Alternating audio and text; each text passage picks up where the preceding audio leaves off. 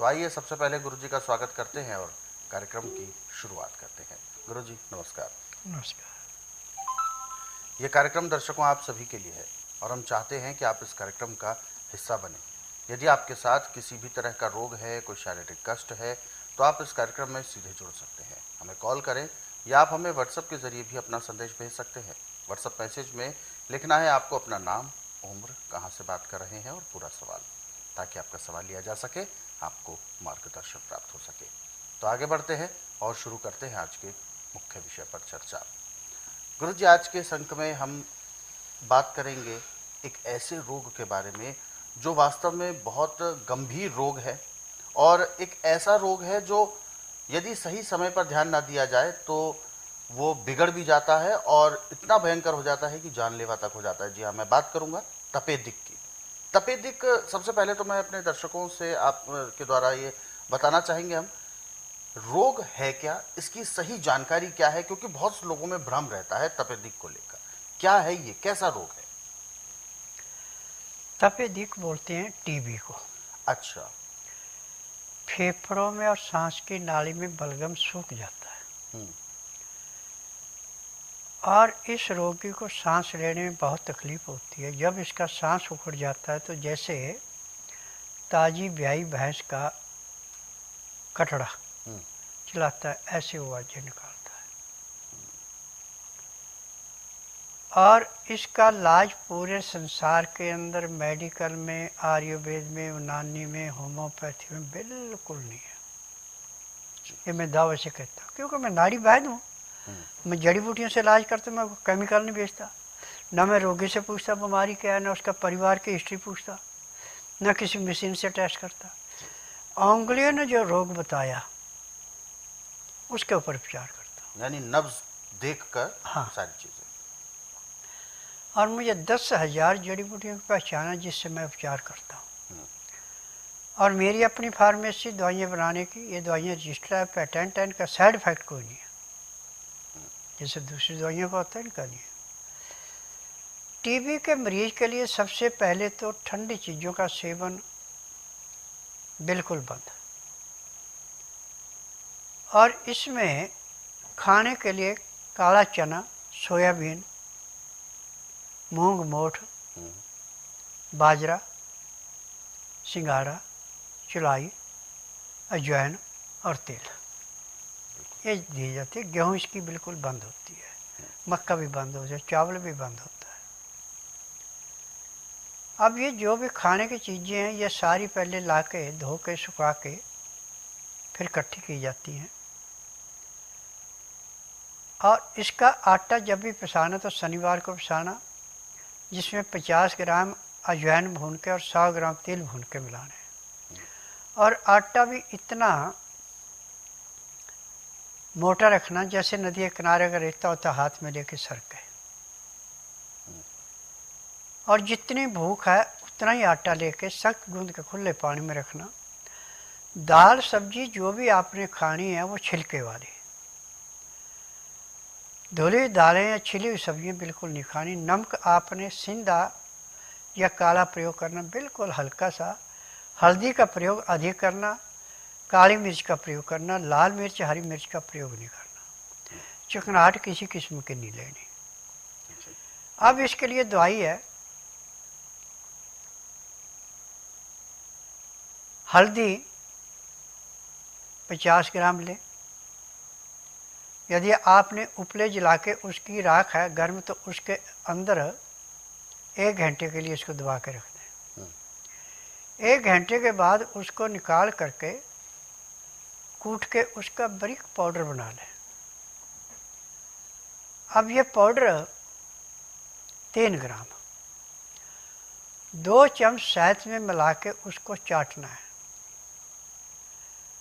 और चाटने में भी आपने 15 से 20 मिनट लगाने, इसको आस्ता आस्ता चाटना। फिर उसके बाद यदि गाय का या बकरी का दूध है तो हल्का गर्म दूध पीना है, वो नहीं है तो गर्म पानी पीना जी। ठंडे पानी का प्रयोग बिल्कुल नहीं करना। अब इसके लेने से जो आपकी सांस की नाली में, फेफड़े में बलगम सूखा था, वो ऐसे पिघलेगा जैसे गर्मियों में पहाड़ों की बर्फ पिघलती है, और आपकी खांसी में आपको आराम मिलेगा।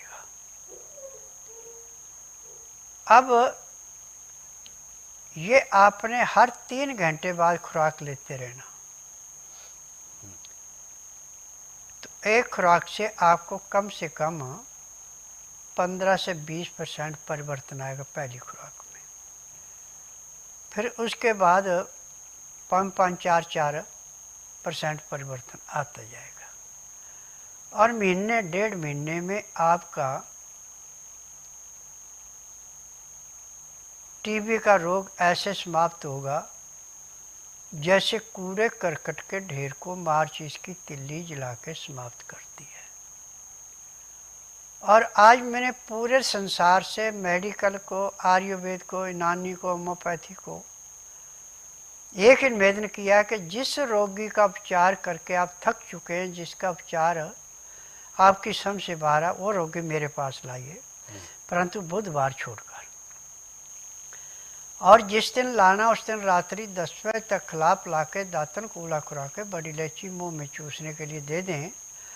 सुबह 9 से 10 के अंदर उसका नामकरण कराएं। 10 से 12 में नाड़ी परीक्षण करता हूँ। नाड़ी परीक्षण में पैर के तलुए से सिर के बाल तक की MRI, CT scan, x-ray, ultrasound, ECG, sonography, सब कुछ 5 सेकंड में हो जाए। फिर उसके बाद दवाइयाँ खाने की हैं, पीने की हैं, मालिश करने के तेल हैं, आँख में, नाक में, कान में डालने की दवाइयाँ हैं। जैसे इसके नाक में दवाई डाली जाएगी तो उसी टाइम इसको कम से कम 10% फर्क तो 5 सेकंड के अंदर अंदर पड़ जाएगा।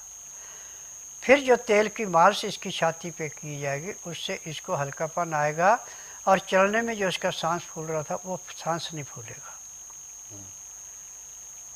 फिर इसके बाद दूसरी खुराक इसको फिर 3 घंटे बाद दी जाएगी। तो पहले दिन इसको कम से कम 20% परिवर्तन आ जाएगा। फिर नियम से जब आप इसको दवाई खिलाएंगे तो 1.5-2 महीने में इसका टीबी का नाम और निशान नहीं रहेगा। जहाँ भी जाके चेक करेगा कहेगा नहीं, आपको वहम है, किसी ने गलत रिपोर्ट दी, आपको टीबी तो है ही नहीं। अच्छा, ये है इन दवाइयों का असर। गुरुजी, यहाँ पर एक सवाल और उठता है कि अधिकतर देखा जाता है जब भी ऐसा टीबी का कोई भयंकर रोगी होता है, मरीज होता है, तो अक्सर परिवार के लोग या जानकार जो होते हैं वो उस रोगी से थोड़ा सा बच कर रहते हैं, यानी थोड़ा सा दूरी बना के रखते हैं। तो इस मामले में क्या सच्चाई है, क्या उससे वास्तव में दूरी बनानी चाहिए या नहीं? ये छूत का रोग है। अच्छा, इसके सांस में जो कीटाणु बाहर निकलते हैं वो दूसरे को चले जाएगा तो टीबी उसको भी होगी। उसको भी होता है। हाँ, परंतु जब हल्दी और शहद मिला के आपने इसको चटाया है तो जो आप ये सांस छोड़ेगा उसमें मरा हुआ कीटाणु आएगा बाहर, जीवित कोई नहीं आएगा। यानी वो नुकसानदायक नहीं होगा किसी के लिए। और ऐसे में रोगी का खान पान क्या रखना चाहिए? खान पान में मैंने बताया काला चना, सोयाबीन, मूंग, मोठ, बाजरा, चौड़ाई, ये अपनी इच्छा के अनुसार कम ज़्यादा आप ले सकते हैं। और सब अनाजों को इनको धो के और इसमें सिंगाड़े भी डालने हैं। अच्छा, पहले इनको धो के सुखा के फिर 50 ग्राम अजवाइन, 100 ग्राम तिल भून करके मिलाना, फिर इसका आटा पसाना।